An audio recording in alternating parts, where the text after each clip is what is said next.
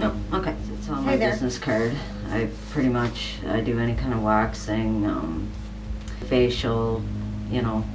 I actually don't mind doing pedicures, but for the most part, I'm not going to do that in here, show you any of that, but I am going to show you what I do for anybody that might have my hair type or skin type, anything like that. Not everybody needs waxing. There are other alternatives for hair removal, but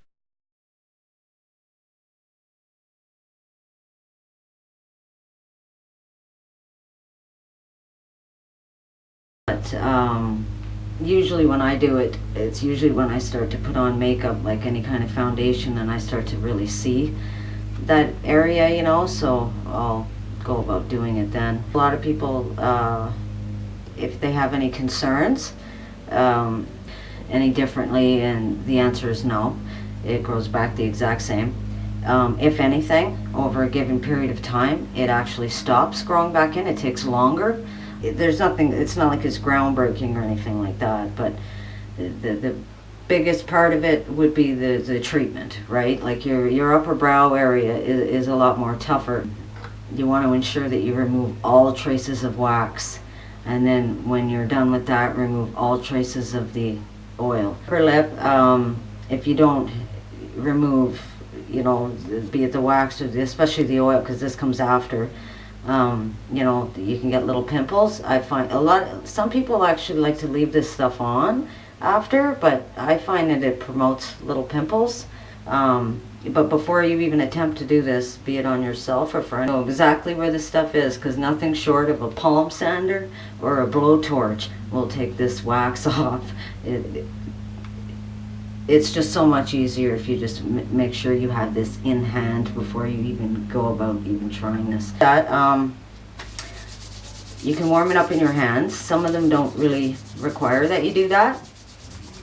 But I've gotten into the habit of it, so I just do it. Try and stay away from the outer rim of the lip and just stay, you know, right to where the upper thing right here is. I was going to show you on my eyebrows, but technically I don't even have enough there. That's just plucking right there, but I'll show you that too. I'll just get started at this. I just use these things. They're not as thorough as cloth strips. Cloth strips are very thorough, like to remove any type of hair, like it's out of there. These, sometimes you can leave the odd stray, but for the most part, it's nothing to just take them off again. I find it a little bit less painful and a little bit less abrasive for these. I find the cloth strips a bit abrasive, but that's just me. But like, I guess it depends, eh? Usually, if I do anybody else, I'm usually pretty quick about it. I don't do the, you know, 1, 2, 3, let's get ready, do this. I don't let them see it coming. I pretty much just, you know, pretend I'm playing around with it and then just rip. You want to hold the area, like maybe suck in your top lip, like that. If you want to know where you're going with it, you can't move it once it hits your skin, because as soon as you touch your skin, it's on there, so you want to know exactly where you're going with it. Yeah, so anyway, I gotta get closer to the mirror to place it, so hang on. So just kind of flatten it out. If you're doing yourself, sometimes it's easiest if you kind of even surprise yourself, if it's your first time. Instead of getting yourself prepared, like, don't really think about what you're gonna do. Just kind of rip it. If you're doing someone else, just play like you're kind of playing, and then just be done with it. The pain is quick, it's over. It looks worse than what it is, like you're gonna have some redness there. Treat the area a little bit, but make sure that there's nothing left on it. So, I just make sure it's all off.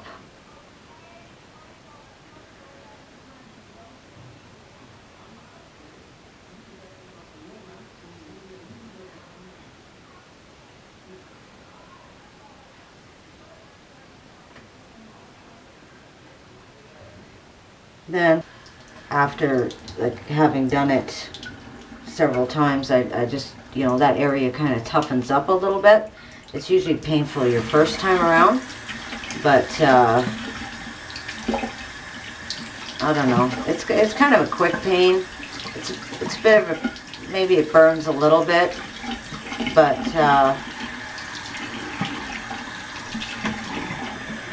this area here, your upper lip will seem like a bit foreign, you know, but it's supple. I wouldn't say it was swollen. It doesn't, you know, someone might see it as that. I personally don't. I really do see it as more of a supple upper lip. I'll use sort of a tepid water to open the pores a little bit. And then I'll use a cooler water to close the pores.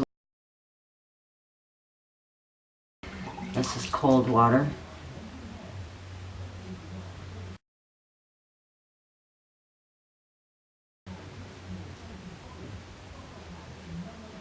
Okay. Savor it for a minute.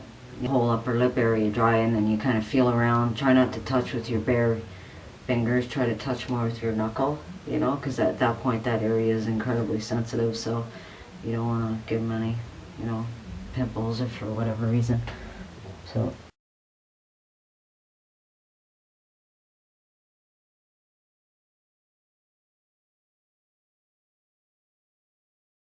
let that relax for a minute.